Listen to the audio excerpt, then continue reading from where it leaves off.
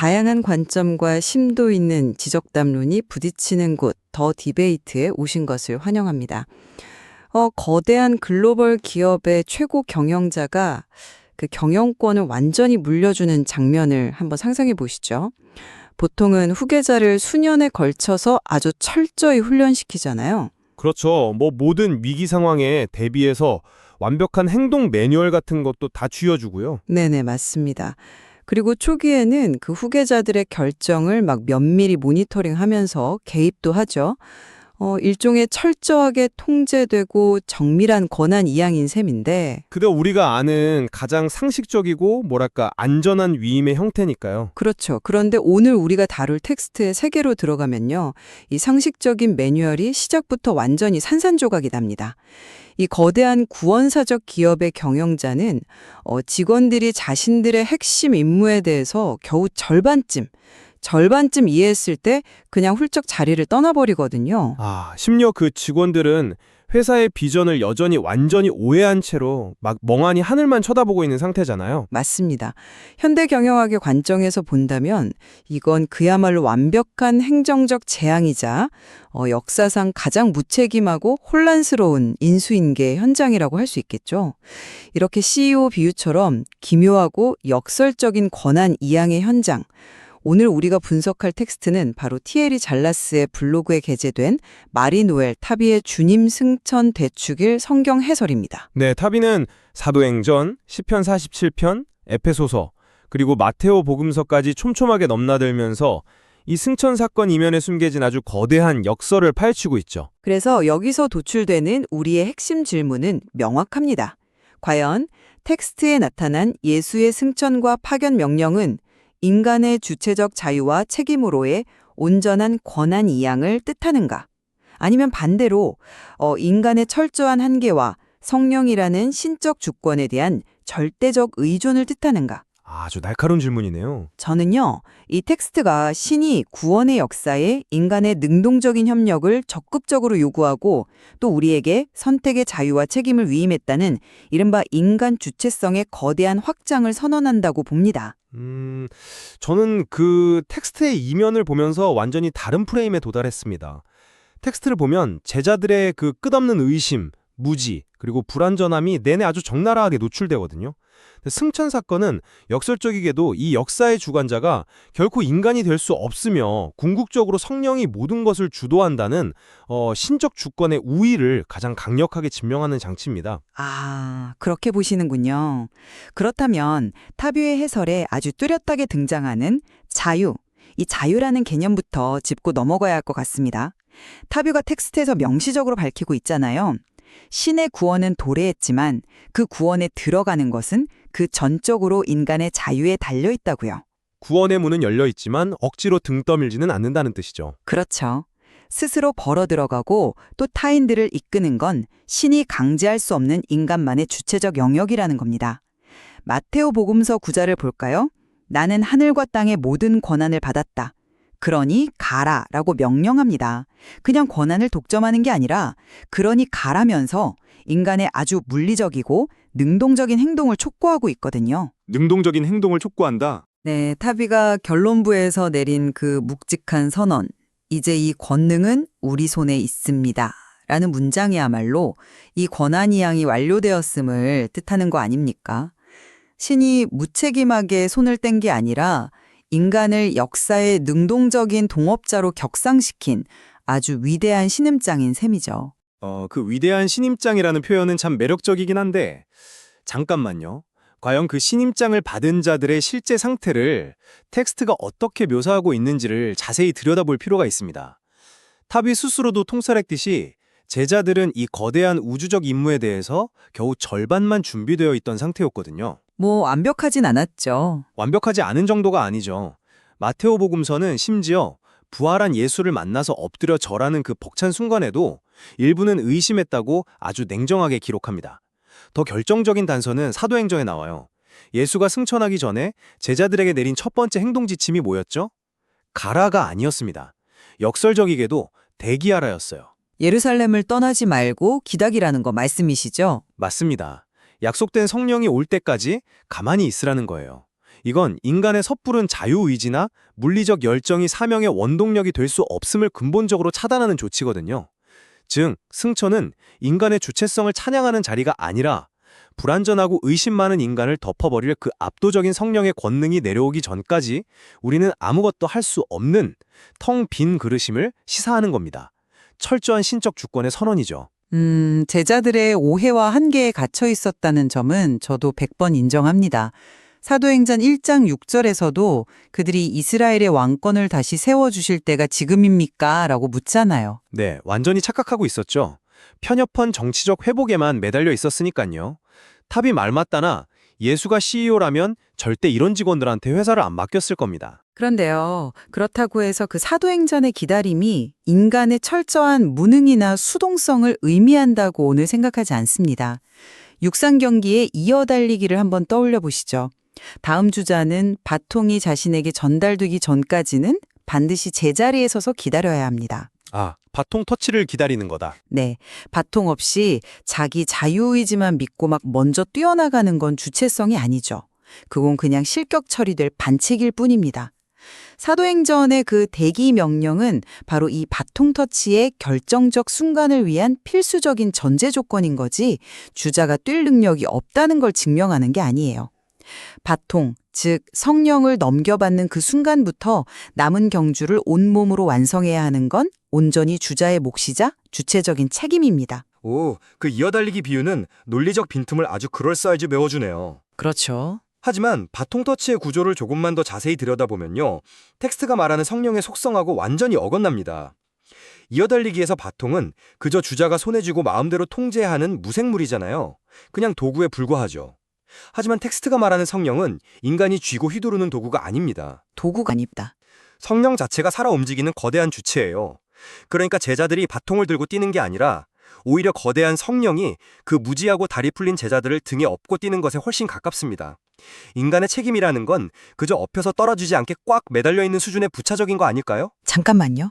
성령이 인간을 등에 업고 찐다고요? 그 부분은 텍스트의 에페소서 강해 부분을 완전히 간과하신 해석 같습니다. 어떤 부분이죠? 바오로가 신자들을 위해 펼쳐지는 비할 데 없는 힘에 대해서 이야기하잖아요. 타비는 이 힘이 단순히 외부에서 작용하는 어떤 거대한 물리력이 아니라 인간 내면에서 작용해서 내면의 부활을 이끌어낸다고 명확히 해석하고 있습니다. 내면의 부활이요? 네, 죽은 시체를 등에 업고 뛸 수는 없잖아요. 달리기 경주라면 주자가 스스로 자기 심장을 뛰게 하고 다리 근육을 수축시켜서 트랙을 박차고 나가게 만드는 그런 근원적인 생명력의 주입이라고 봐야죠. 성령은 인간을 수동적인 화물로 만드는 게 아닙니다. 멈춰있던 주체의 엔진을 깨워서 스스로 뛰게 만드는 거예요. 이게 바로 인간을 기계적 도구가 아닌 능동적인 주체로 세우는 과정 아닙니까? 스스로 다리 근육을 움직이게 만드는 내면의 부활. 설명은 아주 흥미롭습니다. 그런데 100번 양보해서 그들이 스스로 뛰기 시작했다고 가정을 한번 해보죠. 문제는 그들이 어디서 어떻게 뛰고 있느냐는 겁니다. 복음서 간의 그 기록 차이, 특히 지리적 불일치를 보면요. 인간이 물리적으로 달리는 그 트랙 자체가 본질이 아니라는 게 드러납니다. 지리적 불일치라면 타비 해설에 등장하는 루카 복음과 마테오 복음의 차이를 말씀하시는 거군요. 네, 루카복음은 예루살렘 주변을 강조하고 마테오복음은 무대를 갈릴레아로 완전히 옮겨버리잖아요. 맞습니다. 하지만 저는 바로 이 갈릴레아로의 확장이 말로 인간 주체성의 확장을 극적으로 보여주는 전환점이라고 보는데요. 어째서 그 지리적 차이가 인간 주체성의 증거가 되죠? 갈릴레아는 단순한 지명이 아닙니다.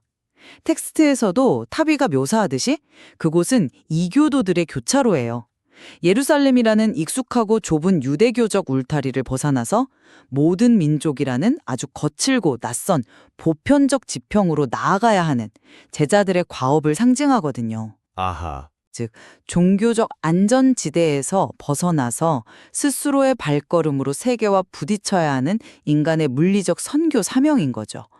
둥지를 떠나서 자기 책임하에 비행을 시작해야 한다는 이 공간의 이동이야말로 아까 말씀드린 스스로 뛰어야 하는 능동성의 확실한 증명입니다. 지리적 이동을 심리적 주체성의 확장으로 연결하신 건 훌륭한 시각이네요. 하지만 바로 그 지점에서 타비가 던진 또 다른 핵심 힌트를 놓치셨습니다. 어떤 힌트죠? 타비는 루카 복음과 사도행전 사이의 시간적 불일치도 지적합니다. 하나는 부활 당일에 승천한 것처럼 보이고 다른 하나는 40일 후에 승천했다고 기록했거든요. 그러면서 타비가 아주 못을 박습니다. 이 성경들이 역사적이나 지리적 현실을 목표로 하지 않는다고요. 이는 제자들이 지도를 펴놓고 깃발을 꽂아가면서 영토를 정복해 나가는 인간의 물리적 과업이 본질이 아님을 증명하는 겁니다.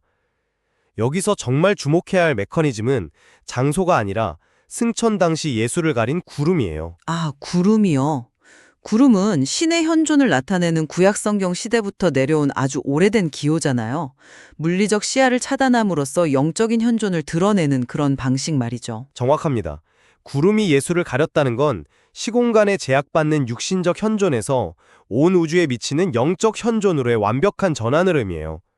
이건 인간 제자들이 이교도 땅으로 막 걸어가서 개척하기 이전에 이미 일어난 우주적 통치권의 확립입니다. 이미 확립되었다. 시편 47편에서를 자세히 볼까요?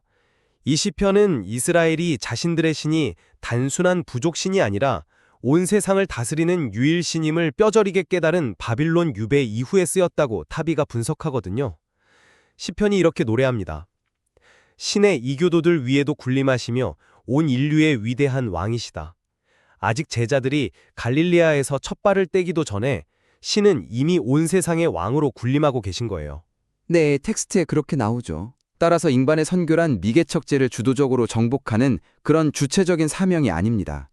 이미 완성된 신의 우주적 통치, 그리고 성령의 권능에 그저 수동적으로 편승해서 이미 존재하는 진리를 선포하는 그냥 스피커 역할에 불과하다는 것이 이 텍스트의 본심입니다. 잠깐만요.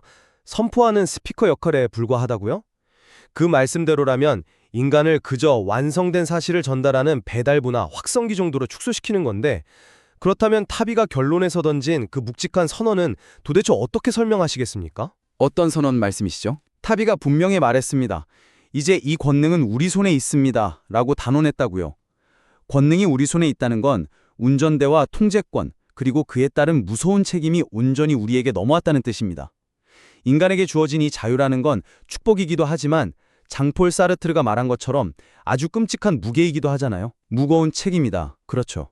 신이 통치하는 세계라 할지라도 이 세속의 한복판에서 끊임없이 윤리적으로 고민하고 판단하고 행동해야 하는 엄청난 짐을 지워주신 겁니다. 이 치열한 인간적 고뇌를 성령의 주권이라는 거대한 우산 아래로 쓱 숨겨버리는 건 텍스트가 의도한 인간 존엄성에 대한 찬양을 너무 훼손하는 거 아닐까요? 권능이 우리 손에 있다는 선언이 주는 그 묵직한 무게감은 저도 100번 인정합니다. 하지만 저는 그 문장이 인간의 오만함이나 과도한 책임감으로 변질되는 걸 경계하는 겁니다. 인간의 존엄성을 깎아내리려는 게 아니라 인간의 본질적인 한계를 좀 정직하게 직시하자는 거죠. 그 점을 가장 완벽하게 설명해주는 장치가 바로 타비와 텍스트 말미에 의도적으로 배치한 교황 요한 23세의 일화입니다. 아, 그 유명한 일화요? 네, 왜 수많은 예화 중에서 하필 이 일화를 결론으로 가져왔을까요? 선교와 교회를 이끌어야 한다는 그 막중한 책임감, 스트레스에 짓눌려서 밤잠을 설치던 교황이 스스로에게 던진 위로의 말이잖아요. 맞습니다. 교황은 잠 못 이루는 밤에 이렇게 말하죠. 안젤로, 얼마나 바보 같으냐. 교회의 책임자는 네가 아니라 성령이다. 그러니 자거라. 이 일화에 담긴 심리적 메커니즘은 아주 중요합니다. 만약 지지자님 말씀대로 권능이 온전히 인간 통제권으로 넘어왔고 그게 온전한 인간 주체의 책임이라면 교황은 결코 잠을 자서는 안 됩니다. 밤을 새워야 한다. 그렇죠.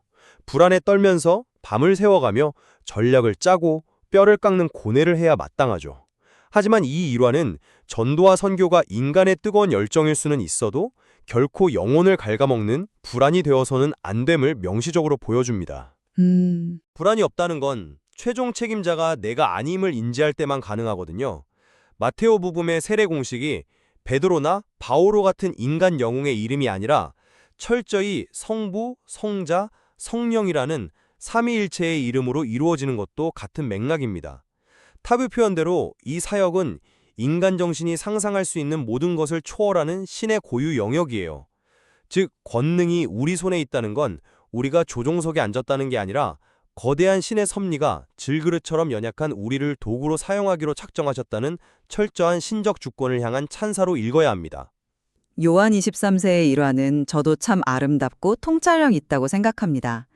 하지만 저는 그 불안과 열정의 메커니즘을 조금 다르게 프레임해 보고 싶네요. 요한 23세가 교회의 책임자는 성령이라면서 편안하게 단점에 빠진 건 분명한 사실입니다. 네, 푹 잤죠.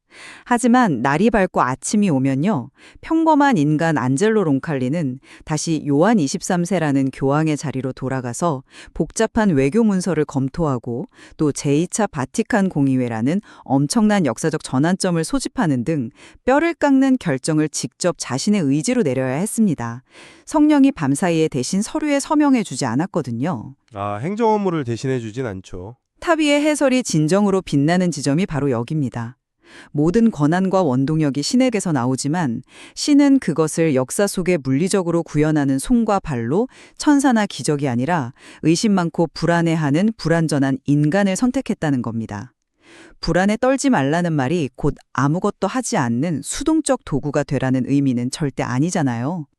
그렇긴 하죠. 마테오 복음의 대미를 장식하는 그 유명한 약속. 내가 세상 끝날까지 너희와 항상 함께 있겠다는 의미의 임마누엘을 생각해 보시죠. 이 약속은 신이 조종석에 앉아서 대신 운전대를 잡고 자동주행을 해주겠다는 뜻이 아닙니다. 오히려 인간인 우리가 직접 조향장치를 쥐고 험난한 비포장 도로를 막 달려나갈 때 바로 옆 조수석에 앉아서 길을 안내해주는 든든한 동반자가 되어주겠다는 뜻이죠. 결국 길을 헤치고 나가는 주체는 뭡니까? 인간입니다. 조수석에 앉은 동반자라. 이 비유는 무척 감성적이고 호소력이 있네요.